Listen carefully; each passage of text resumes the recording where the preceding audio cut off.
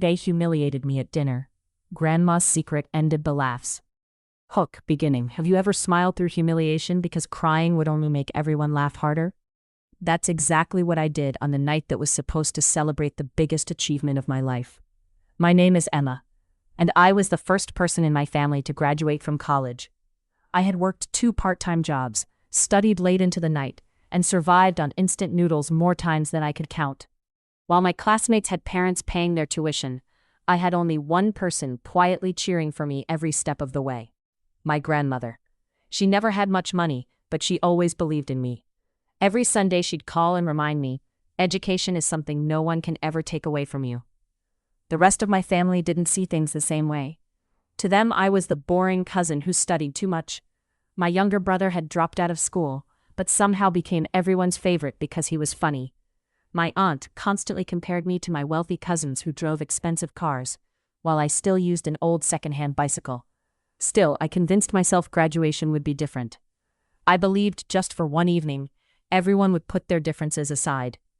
After the ceremony, my parents reserved a table at an expensive restaurant. Almost 20 relatives showed up. At first, everything seemed perfect. People congratulated me, they smiled for pictures, they clapped when I thanked everyone for coming. But what I didn't know that day, every compliment was only the beginning. Dinner had barely started when my uncle laughed loudly. "So, Emma, after spending all those years studying, how much debt did you collect?" The table burst into laughter. Before I could answer, my cousin added, "Maybe her diploma can pay the bills." More laughter. I forced a smile. Then my mother sighed dramatically. Honestly, we expected something more impressive. Those words hurt more than anyone realized. I looked toward Grandma. She wasn't laughing. She simply watched everyone with quiet eyes. As dessert arrived, the jokes became crueler. Someone asked if I'd be moving back into my childhood bedroom forever. Another joked that my degree was worth less than my brother's old pickup truck.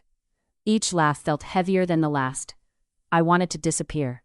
I even reached for my purse, thinking about leaving without saying goodbye. Then Grandma slowly stood up. The restaurant became silent. She looked at me first, then at everyone else. A gentle smile appeared on her face, and she calmly said, "I'm so glad the $1,500 finally found the right person." The laughter stopped instantly. Every face around that table changed, because everyone knew exactly what she was talking about. 3 years earlier, Grandma had quietly handed my parents $1,500. She had saved it for years. She told them it was meant for my graduation. Not tuition, not gifts, just something special to help me start my adult life. She trusted them. She believed they would keep it safe. I had never heard about that money. Apparently, neither had most of the family.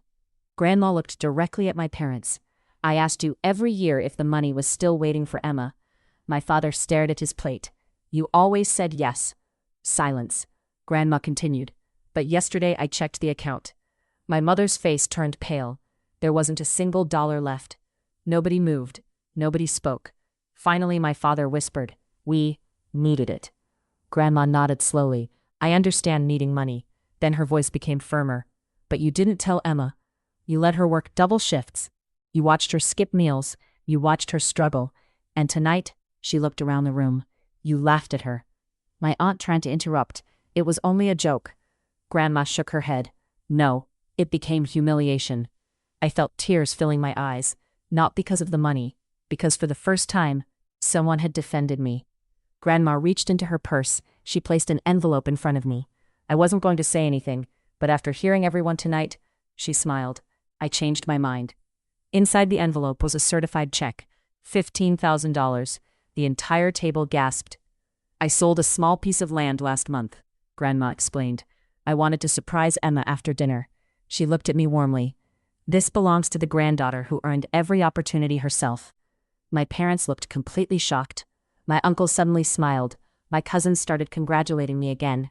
The same people who had laughed only minutes earlier were suddenly acting proud. But something inside me had changed. Their approval no longer mattered. For years, I had begged for respect. Now I realized, real respect never needs to be begged for. Grandma squeezed my hand. "Don't confuse loud opinions with honest love." The dinner ended quietly. Nobody made another joke. Nobody laughed at my dreams again. But what happened afterwards surprised me even more. Within weeks, several relatives began calling me. Some apologized. Others asked about my career. A few suddenly wanted to reconnect. I finally understood why. News had spread that I had accepted an incredible position at a growing technology company. My future suddenly looked bright. The people who once treated me like a disappointment now wanted to stand close enough to share my success. This time, I didn't chase their approval. I politely kept my distance. I used Grandma's gift as a down payment on my first apartment. The rest helped me relocate for my new job. Every time I unlocked my front door, I remembered the woman who believed in me before anyone else did. A year later, I received my first promotion. Instead of celebrating with dozens of relatives, I celebrated with Grandma. Just the two of us. We ate homemade pie in her kitchen. She smiled the same gentle smile she had worn that night at the restaurant.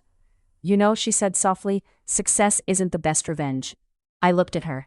"What is?" She laughed. "Peace." For the first time, I truly understood. Holding on to anger would never heal me. Living well would. Eventually, my parents admitted they had spent the original $1,500 on helping my brother after another failed business idea. They apologized. I accepted their apology, but forgiveness didn't erase the lesson. Trust once broken takes years to rebuild. Today, whenever someone asks how I stayed strong through all those difficult years, I don't tell them about the degree. I don't tell them about the promotion.